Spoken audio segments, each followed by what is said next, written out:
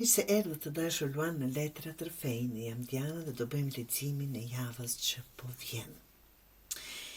Kjo javë duket sikur, Luan, sikur do t'ju vendosë në qendër të vëmendjes, edhe nëse nuk e kërkoni vetë. Ka shumë energji zjarri në kështrije dhe kjo zakonisht tregon lëvizje, vendime, pasion, ambicie dhe dëshirë për të marrë kontrollin e situatave. Java fillon me një letër që flet për dijen, informacion dhe vëzhgimin. Para se të hidheni në veprim do të kaloni pak kohë duke analizuar Luan një situatë.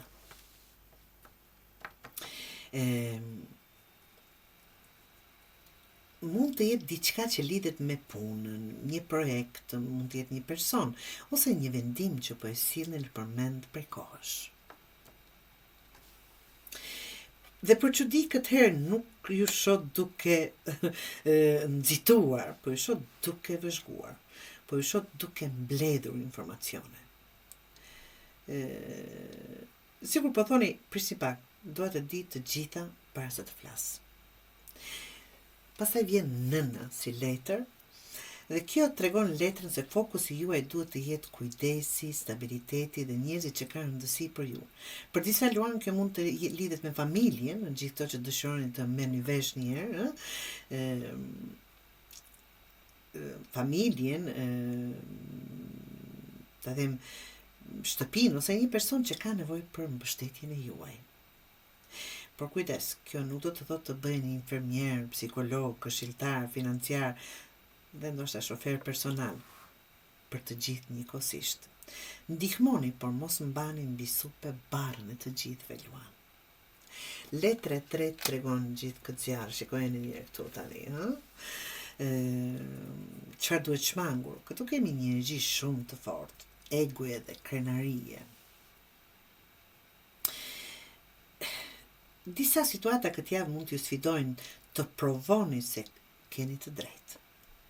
Por jo çdo debat meriton pjesëmarrjen tuaj. Ndonjëherë fituesi i vërtetë është ai që nuk hyn fare në debat. Këtë mbani mend. Mundësia që po hapet vjen me letrën e mbretit të zjarrit, dhe kjo është letra e juaj natyrale, do thotë që pasqyron ju. Kjo tregon mundësi për të marrë drejtimin në një situate për të udhëhequr, për të folur me vetbesim ose për të bërë një hap që të tjerët nuk do guxonin ta bënin.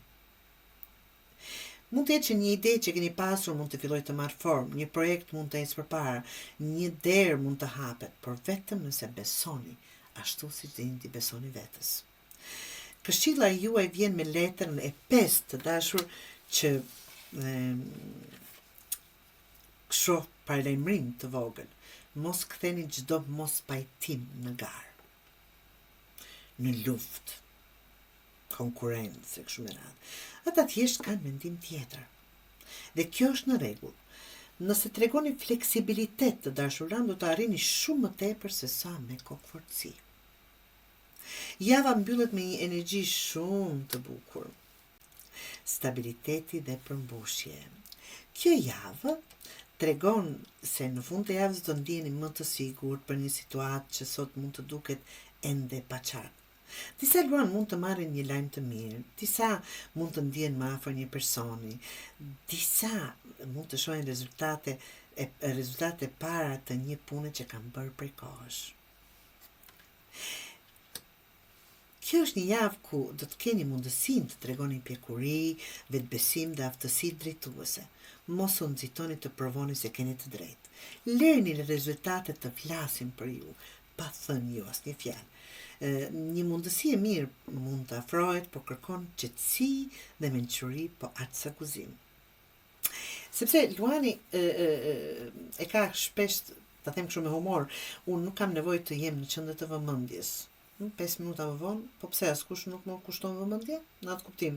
Dhe këshilla në javës thotë, nuk ke nevojë të fitosh çdo debat. Ndonjëherë pra mjafton të fitosh paqen tënde. Dhe edhe mbreti i xhunglës ka ditë pushimi, Luan. Këtu është fokusi duke tjetër.